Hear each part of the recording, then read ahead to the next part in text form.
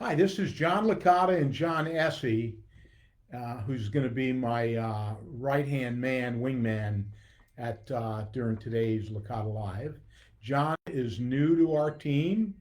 John, say a little bit about yourself. Well, I've been in construction for 30 years or so, and I actually came in here to the Licata Group to buy a home at Lake of the Woods, and just was so impressed with the team here at Licata Group and just the service that I got, particularly from Kathleen and John and the team. I was so impressed. I thought, you know what? I need a job selling real estate. I've been in construction for a long time, and so I did all the necessary hoops that I had to jump through to get my license. And I just love construction. I love housing, and I've always had my ear to the track and paid attention to the market. So I'm excited about getting started with you guys, Well, John. we're excited to have you. Welcome. All right, so quick Licata Live today. So the recession that everyone's talking about. Who knows? Um, Are we going to have a recession? Are we not going to have a recession? Certainly inflation remains to be elevated. The tariffs, some of them will be absorbed, some of them will be passed on, maybe a little bit of both.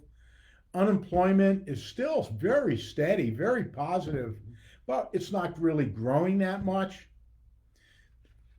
That's what consumers are thinking about. It's giving them a little bit of a pause. So the market right now is very tenuous. We're definitely having a shift, but it's not great advantage seller. It's not great advantage buyer, but there is a segment of our society, of the market, that is really just pausing, holding their breath, waiting for things.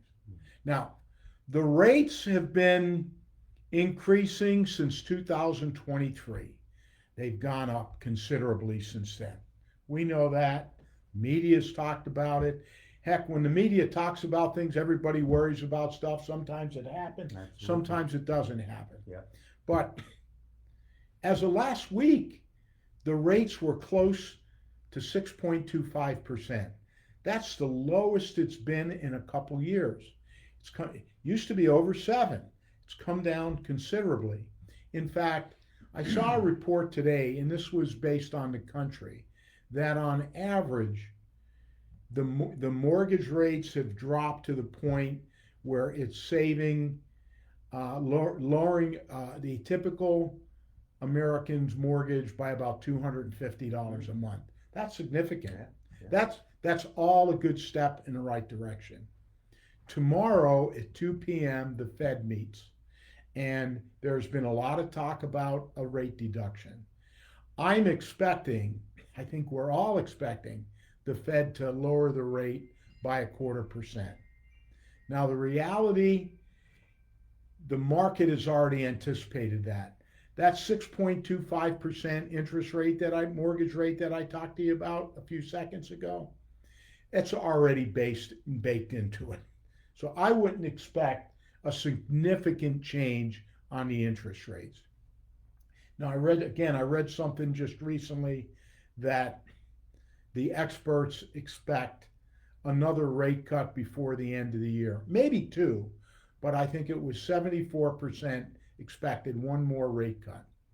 If we get another rate cut and it lowers the interest rates to below 6%, it's going to be like a Who concert. Uh, it will help buyers and it will help sellers. Now, the concern for the buyer is that as the rates go down, prices go up. And as we talk about home prices across the country, it really, home, every part of the country has had price increases. Mhm. Valuation has gone up. I think I saw California, the western part of the country, less than 1%. I saw New England, 5.7%. The South, where we're in, the South region, 1.8%. It's still increased. Now, that doesn't mean you're going to sell your house for a lot above what you think, because houses are selling for what the buyers, of course, are willing to pay for it. But really depends on where you are across the country, how prices have increased. Some more than others. It's very regional. Regional. Really depends where you live at. But here in the Washington area, they slightly increased, just slightly. List prices, I'd say, for the most part, are flattened.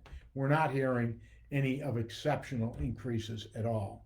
In fact, um, homes have increased in value the lowest rate since 2023, which started when the interest rates have gone up. Absolutely. Have had a big Absolutely. effect. So definitely the market has cooled off a little bit, but I would say this, it's a great quote. Every drought ends in a recovery. So when you look across the last 25 years or so, say in 2007, 2008, there was a dip, there was a recovery, 3 to 4 years of recovery.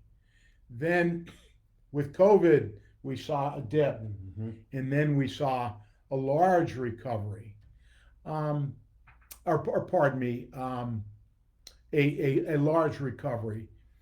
I and the recoveries could pretty much take anywhere from 8 months to 4 years that I've seen historically.